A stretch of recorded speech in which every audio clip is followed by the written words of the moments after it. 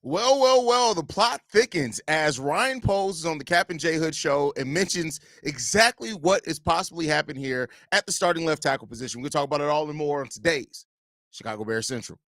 You are now tuned in to Chicago Bears Central, your number one place for all Chicago Bears news and content.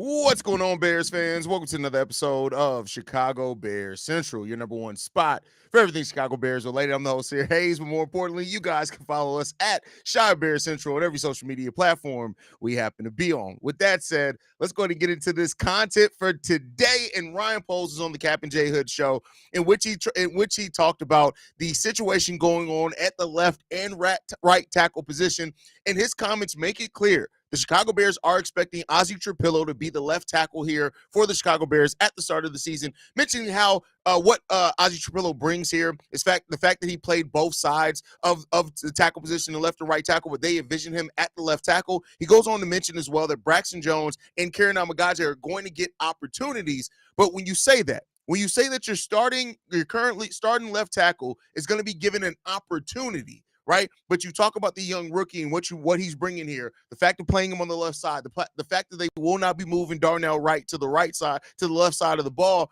that all points towards Ozzy Traplio. It seems like this is his position possibly to lose when it comes down to it. And we got to see if he's going to come in. Now, take everything. This is Ryan Poles talking, right? So, Ben Johnson and the offensive line coach could look at things differently once they get everybody in the building and working out when it comes down to it. But I'll tell you this, as it stands right now, it looks like Ozzy Traplio, when the pads are on and when things start, he's going to be the starting left tackle for the Chicago Bears. I know this is news to ears to a lot of people here, that Ozzy Traplio, that, when it comes down to it, he was on ESPN 1000. You love to see it when it comes down to it. OTAs and minicamp are coming right around when it comes down to it. He did say that while Ozzy Traplio can play right tackle, they're going to give him reps in OTAs and minicamp to see what the potential fit is. But this says to this right now, Ozzy Traplio is probably going to be the Bears starting left tackle when it's all said and done. That's crazy when it comes down to it. He started 24 games at right tackle for Boston College over the last 2 seasons. When it comes down to it, he also played left tackle, but it seems like the Bears have this when coming into training camp is that they feel that Ozzy Traplio is ready to go and he's penciled in as the starting left tackle for this team. Hey, I'm not mad at it at all. I'm not mad at it when it comes down to it, man. This is big when it comes this is the improvement, right? Ryan Poles even going on to mention the tape of Ozzy Traplio and how he just does his job every single play, right? That's what you need. That's what you need for this team. You need somebody who's going to come in and do their job. And that's just simply put. Right now, we'll see if Ozzy Traplio, how he excels. That what I talked about on today's morning episode was that you got to look at it this way, right? Even if Braxton Jones may be better in some areas of Ozzy Traplio right now, you're looking at the ceiling, right? And the ceiling of Ozzy Traplio is no doubtedly higher than Braxton Jones. The question is that what can Ozzy Traplio do enough this season to where he's not actively hurting you? And I'll tell you what, like I said in today's morning episode, he doesn't fall for the bull rush. He doesn't get penalized. He doesn't give up a ton of sacks. If you can do those 3 things, I'm willing to deal with some of the other things you may fall short on. If you miss an assignment from time to time in the running game, I'm willing to do that. If you're late a little bit on an assignment or a rotation, I'm willing to give a little bit on that. If you cannot fall for the bull rush, if you're not penalized, right? If you do those things and you do your damn job, I'm willing to take it. I'm willing to take it. I'm willing to take the bumps and bruises that could come with the learning process of somebody playing the left tackle position as long as they can bring that. You're not giving up sacks. You're not giving up a ton of sacks. Great. Now, just if he is officially named as the starting right tackle by Ben Johnson, that's the one thing I'm waiting on, right? If that's the thing, then okay, cool, right? Great, no problem with it. If they name him as the starting left tackle, I'm not mad at that. Now he has to do the work to be put to hold on to it, because if he comes into the season and he starts going left, then yeah, they're going to bring in somebody else, and that's perfectly fine. That's perfectly fine. But you drafted this guy. You clearly believe in him. You clearly believe in Ozzy Traplio and what he can bring to this team. Why not give it? Braxton Jones is still not 100% healthy anyway, right? He's still working his way back from injury. That already opens the door to somebody coming in and taking your position. And I tell you what, Ozzy Traplio is way further along than even what we saw Karen Amagaje be last year. That doesn't mean that that's going to maintain true. We'll see how it develops under a new coaching staff. But these things, exactly. Great wording here from Crimson. I'm not expecting perfection. I'm just appreciating the likely upgrade. That's all it has to be. That's all it has to be. That's it. It doesn't have to be rocket science. He doesn't have to come in here and instantly be one of the best left tackles in the game of football. But come in here and be competent. Come in here and not give up sacks, and come here and actually look like you're progressing forward. That's been one of my biggest knocks on Braxton Jones. He hasn't progressed. He's been basically the same player since all this started. If you progress, that's what we want to see. Start making those steps and strides in the right direction. Couldn't find my glasses. They're right here. I'm just suffering through a headache for no fucking reason, apparently. I got, what is going on here? He'll have Tooney to help guide him, which is awesome. And that's the benefit of getting veteran guards, Jonah Jackson and Joe Tooney. The benefit of getting those veteran guards here is that, all right, as we're going through the learning process, keep in mind, I know Darnell Wright's going into year 3, but even with that, having those veteran guys there, it's really good to see.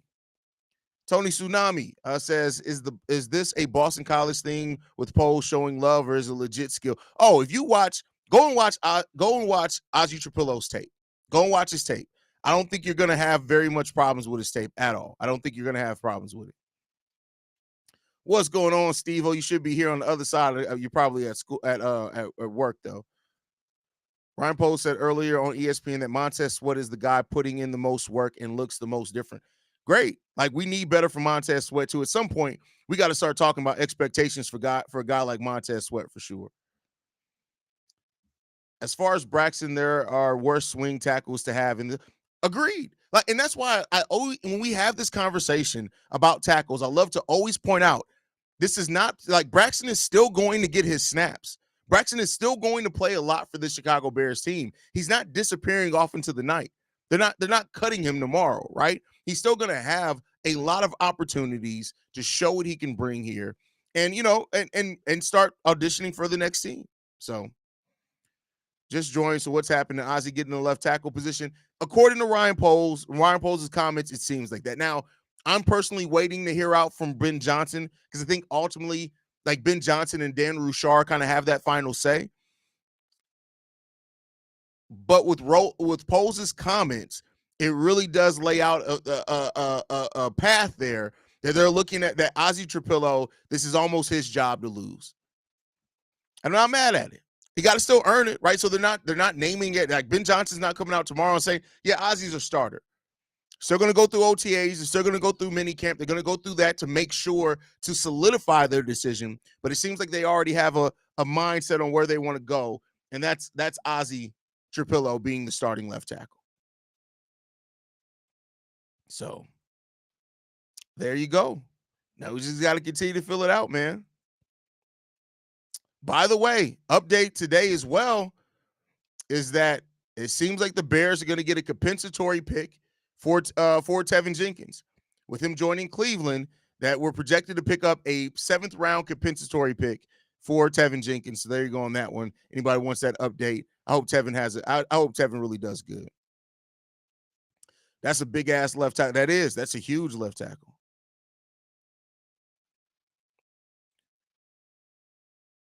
Does anyone when does mini camp start? Anyone? I believe it's in like a week.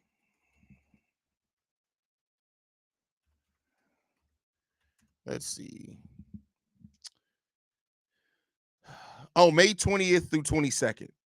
Rookie mini camp is May 9th. So rookie mini camp is basically exactly a week. May 9th through May 11th. Then you have OTA workouts May 20th through 22nd, and again 27th through 30th.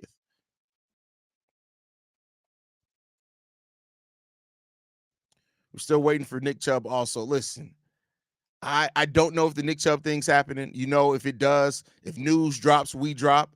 That's what it comes down to it. And we'll see. We'll see. Uh-oh, wait, we may have an update on this one too.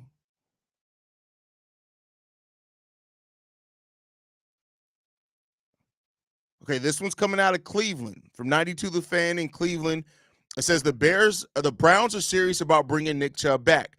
The Bears are also very serious about bringing him in and are trying to make this push to bring him in. Okay, we'll see what happens with Chubb. I'm sure they're going to want to get something done before training camp starts. So if Nick Chubb does end up becoming a Chicago Bear, we'll probably hear about it sooner rather than later.